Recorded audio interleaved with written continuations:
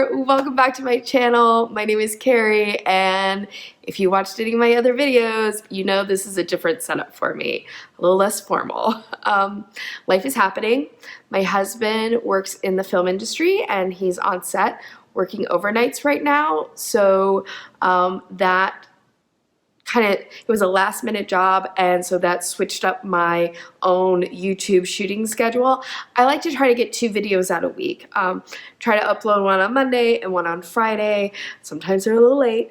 And I hadn't shot my Monday video yet when he got this job. So my daughter's napping right now, and I thought, let me just try something different. And just try to shoot something to put something up. So yeah, this is gonna just be kind of a chatty video where I talk about things. We'll see what comes out of my mouth. I'm not exactly sure because I don't exactly have a plan. First, I thought I'd show you what's on my needles. This is something that I actually was working on in another video. When I shot the knit tea video, and this is it. I don't know how well you can see it right now. It's very exciting. It's a lot of stockinette stitch. But this is the front part of a tunic that I'm making. Down here it starts with garter stitch, and then I'm just going up into, I'm getting a little bit of glare, stockinette stitch. There we go. So that's what the beginning of this looks like. I've had this idea for this like razorback tunic in my head for a long time, and I'm finally making it. One thing about me as a knitter, I don't tend to follow patterns.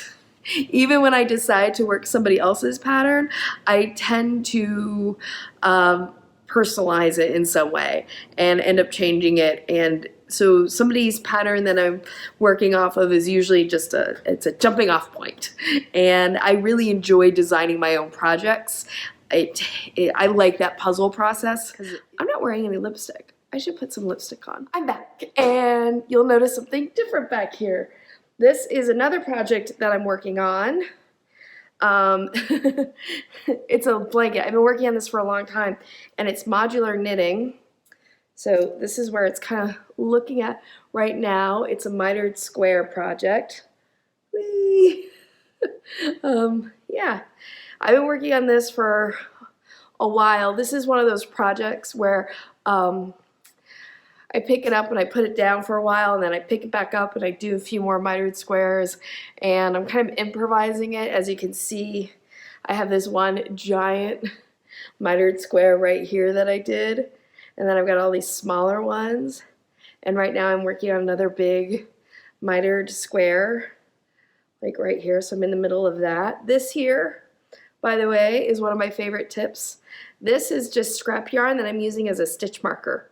And the way this works is as I knit, because I'm doing decreases right here, so I come to this point and I take this and I flip it over the running stitch of the yarn, the running thread.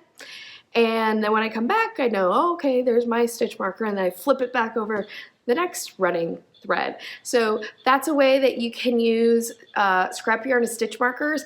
Actually, as much as I love locking stitch markers, and I do love my locking stitch markers, if you watched my What's in My Notions bag video, which I will link up here, or maybe it'll be here. I think it'll be here though. I love my locking stitch markers, but my other favorite stitch marker is just scrap yarn. I learned doing this from Lucy Neepy actually, and oh, sorry, my daughter's toy just went off. Be right back. So yeah, because life is happening, I haven't been able to shoot my normal Friday video. The one that I'm planning to shoot next is actually on my favorite short row heel to do. I love knitting socks. Socks is some of my favorite knitting projects. It's ironic because I don't love wearing socks, but I love making them. And I was so resistant to sock knitting for a long time. I was like, I'm not interested in knitting socks. And then one day I decided, well, let me try to knit a sock. Let me see what all the noise is about with sock knitting. And as soon as I did, I was like, addicted. I think I spent 6 months just knitting socks. What I love about sock knitting is that it's a small project, and I like that. I tend to like smaller projects that I can finish rather quickly. I like that gratification. Knitting, like this tunic that I'm knitting, is one of the larger projects that I've ever done, because I don't tend to knit sweaters. For one thing, I live in Los Angeles. Knitting sweaters is not something I need a whole lot of, but also it's just because they're bigger projects and I get bored, and they end up as UFOs in my craft room. But what I like about socks is it is a smaller project, but there's so many techniques that come into making a sock. Increases and decreases and picking up stitches. Although I don't love picking up stitches. Picking up stitches is one of my least favorite things to do in knitting. And I love all the different heels to learn and the toes to learn. I feel like with socks there's always something really interesting new to learn and how to make a sock. So I really enjoy sock knitting. It kind of hits all my buttons in terms of what I enjoy doing with projects. But my favorite heel and toe is the short row heel and toe. And it's my favorite because it's easy to do. There's no picking up stitches. Even though it's easy to do, there's still enough challenge and that it's interesting. However, I don't love the way that I learned to do the short row heel initially, because when you do a short row heel, basically you do a series of short rows, right? And then you do a series of short rows that mirror the ones that you just did, and that creates a 3D object. When you go back to mirror your short rows, you have to work your short row turns, and you end up having to do these triple decreases, these where you're decreasing 3 loops of yarn into one. Not such a big deal doing knit 3 together, not a big deal, but having to do a purl 3 together.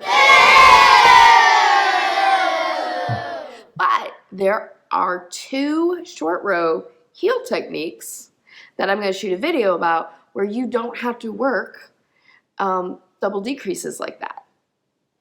So that was what I was going to shoot this week and post for my Friday video. But unfortunately, wah, wah, wah, life happened. So I'm gonna have to put a pin in it. I feel kind of badly because I mentioned this video and somebody commented that they really wanted to see it, and that's been over a month, and I just feel like I got a request and I really want to honor that request because, you know, I'm just so craving interaction. If you're the person who made the comment about wanting that short row heel video, I am going to shoot it this weekend, and it will be going up next Friday, barring life happening. Some other ideas, I keep alluding to doing a video where I discuss really more my thoughts and opinions of continental knitting versus English knitting, and I have some very definite thoughts about this. I've kind of said a little bit here or there in various videos that I've done, but I want to do one video where I kind of consolidate all of my thoughts, and yeah. So, but I need to kind of sit and outline it a little bit for myself so it just doesn't turn into a rant, and because I can start ranting about it, and I don't want to rant. Well, it's going to be kind of a rant, but I want it to just be a little rant and an organized rant and not just being like, oh my God, I don't know what that just was. You're getting to see the real me. This is who I am, by the way. If there's any kind of video that you'd like me to do, whether it's a review or of something, I've been thinking about doing a review video of acrylic yarn, like kind of maybe best and worst acrylic yarns. And if you have any thoughts on what you think the best acrylic yarn is and the worst acrylic yarn is, I'd love to hear that because I'm really thinking I might want to do that review video. And saying that there is no such thing as a good acrylic yarn is an acceptable answer. We all have a right to our, fiber opinions. That's my video today, and it may not get up on Friday. It might end up having to go up on Saturday. It depends on whether I have an opportunity to actually edit, when I'm going to get some editing time in to do this. But if you like this kind of video, like where I just kind of sit and talk a little bit with you, please let me know in the comments down below. And if you've enjoyed this video, please give it a thumbs up, share it with your knitting friends. If you want to find me on social media, all that is in the description box below. And also, please subscribe to my channel and hit the notification bell, which will let you know whenever I upload a new video. Speaking of social media and subscribers, this is a little embarrassing for me to do, but it needs to be said. So, under my social media, you're going to find a link for something called Buy Me a Coffee. Right now, my YouTube channel is not monetized, meaning when you go to watch the video, you don't see any ads.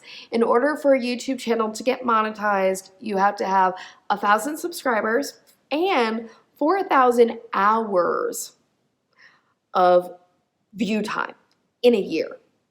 I am not anywhere close to that. That is right now a distant dream that I might get this channel monetized. The reason I would want to get this channel monetized isn't so I can make YouTube a career or anything. This really is a hobby for me. It's more that it would be a way to help support the channel and upgrade equipment, be able to buy resources like yarns and needles and things of that nature. As I said, watching these YouTube videos are free. Me, however, doing these YouTube channel is not free. It does take time, it takes resources, and it takes coffee. I do drink a lot of coffee when I'm shooting these videos normally. So, if you are able to, and you want to, buy me a coffee, it would be greatly appreciated. Again, this is very embarrassing for me I feel like I'm begging for money, and I don't want to appear that way.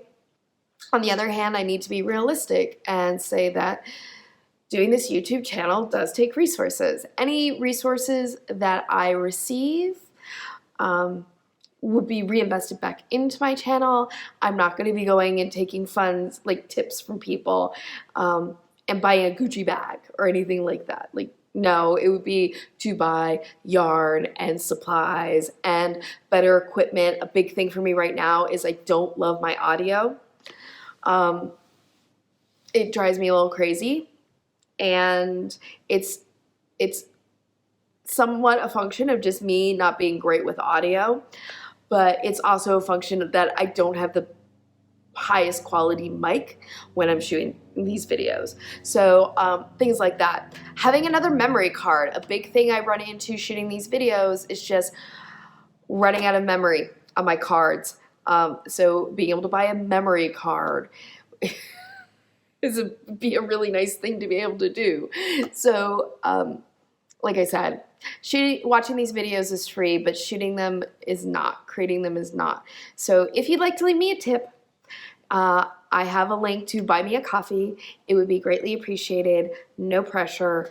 And thank you for hearing me out. Thank you for watching my channel. And as always, whether you're watching this during the day, at night, evening, weekend, weekday, I hope you have a wonderful time. And thank you for joining me. And as always, happy knitting. Bye.